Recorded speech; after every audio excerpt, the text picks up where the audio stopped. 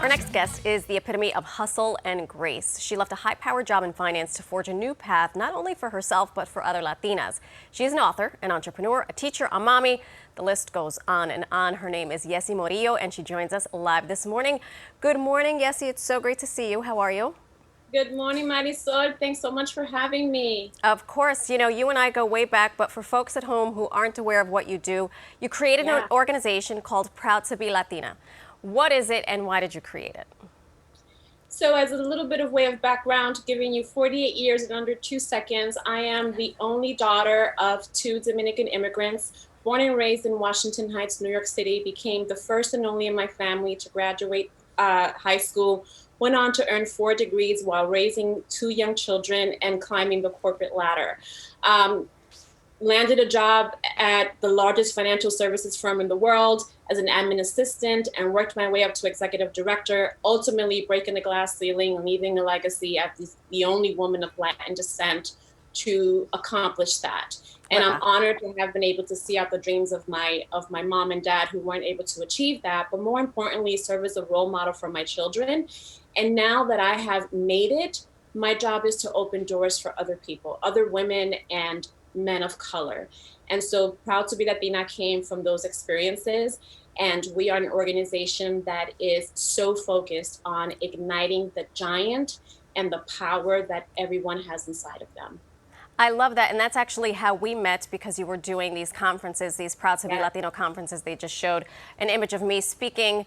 I think that was 3 years ago. And what inspired me... It was actually last year, Marysol. It was last year? Ay, Dios santo. The years go by and my cheeks just keep falling.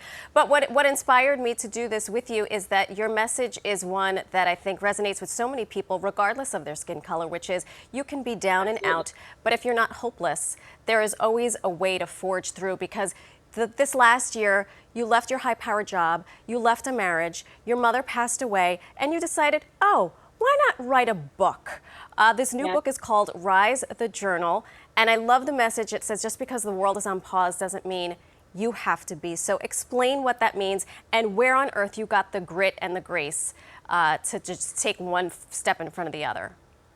So I work on grit, grace, and faith. And the reason why I wrote the book was, number one, because just because the world is on pause, it doesn't mean that your goals, your dreams, and your aspirations need to be on pause. Now is the perfect time to really go in and figure out, who are you here to be? What do you want to do? And how do you want to accomplish it? The second reason I wrote the book was because, like you said, so many changes in my life.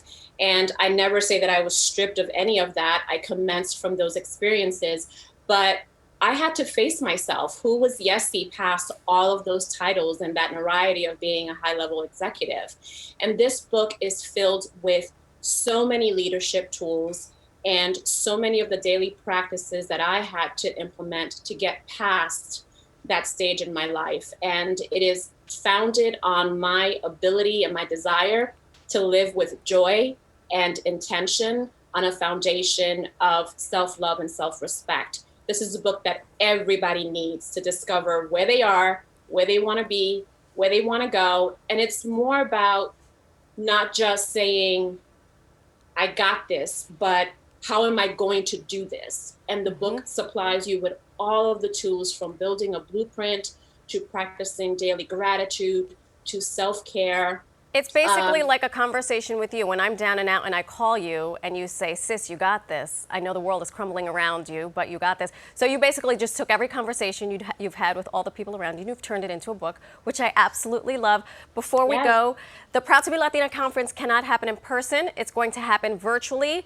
Give us some of the details and how can people sign up? So even though it's virtual, it is firepower coming right through your screen, cannot be missed. 10th annual conference. I'm so excited. Can't believe that we've been doing this for 10 years and the impact that Proud to Be Latina has had. October 5th, 9 a.m. to 5 p.m. proudtobelatina.com/events to register. We have prolific speakers, a variety of workshops, lunch. Can't believe we arranged to have lunch for everyone, as well as coaching and dancing and fun, and this cannot be missed. I am so proud of you. I'm so proud to call you my friend, and I'm so glad that we had a chance to do this because I think you're really an inspiration for so many people, especially because you got lunch delivered to people who are attending a virtual conference. Only Yesi could do this. Thank you so much. Continued success. I can't wait till we can do this in person. Thank you so much, and thank you for having me, and I appreciate you so much, sister. Absolutely. Go to her website, check it out. It's a fantastic thing. I spoke at one of the conferences. I really think it was 2 years ago. I don't think it was last year, but whatever. It's just, you know, we need this kind of encouragement in these really trying times. And she is an example of no matter how many times you kick her down, she gets back up, dusts herself off, and moves on.